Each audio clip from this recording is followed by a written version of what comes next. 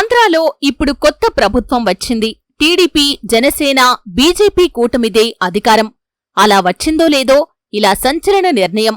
వైసీపీకి చెందిన సాక్షి ఛానల్ని బ్యాన్ చేయాలి.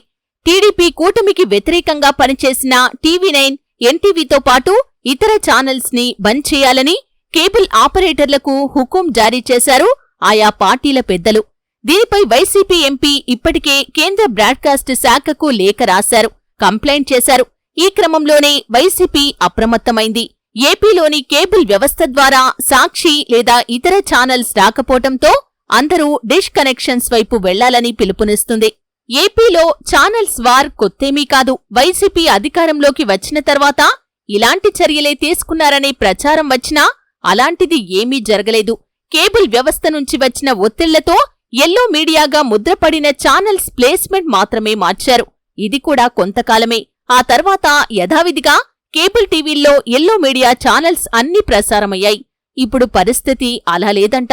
కేబుల్ టీవీల్లో సాక్షితో పాటు వైసీపీకి అనుకూలంగా పనిచేశారనే ముద్రపడిన టీవీ న్యూస్ ఛానల్స్ అన్నింటినీ పర్మనెంట్ గా బంద్ చేయాలని ఆపరేటర్లకు ఆదేశాలు కఠినంగా వెళ్లాయట.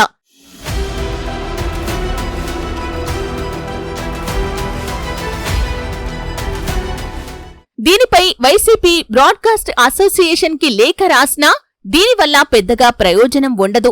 ఈ క్రమంలోనే వైసీపీ పెద్ద పిలుపునిచ్చింది. వైసీపీ నేతలు, కార్యకర్తలు, అభిమానులు అందరూ తమ తమ ఇళ్లల్లో డిష్ టీవీలు పెట్టుకోవాలని పిలుపునిస్తుంది. అంటే టాటా స్కై, ఎయిర్టెల్, డిష్, సన్, వీడియోకాన్ వంటి నెట్వర్క్ పెట్టుకోవాలని అందరికీ సమాచారం ఇస్తుంది. కేబుల్ వ్యవస్థ ద్వారా టీవీలు చూసే వైసీపీ వాళ్లందరూ డిష్ ఇంటర్నెట్ కనెక్టివిటీకి మారాలని స్పష్టం చేస్తుంది ఆ పార్టీ. దీంతో ఏపీలో కేబుల్ ఆపరేటర్లు లబోదిపోమంటున్నారు.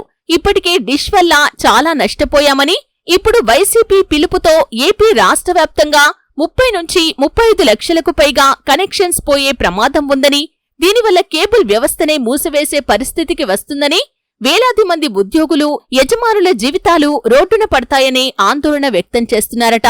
ఓవైపు టీడీపీ కూటమి బ్లూ మీడియాకు షాక్ ఇస్తే, వైసీపీ మాత్రం ఏకంగా కేబుల్ వ్యవస్థల మనుగడకే షాక్ ఇవ్వనుందనే ప్రచారం ఇప్పుడు జోరుగా సాగుతుంది.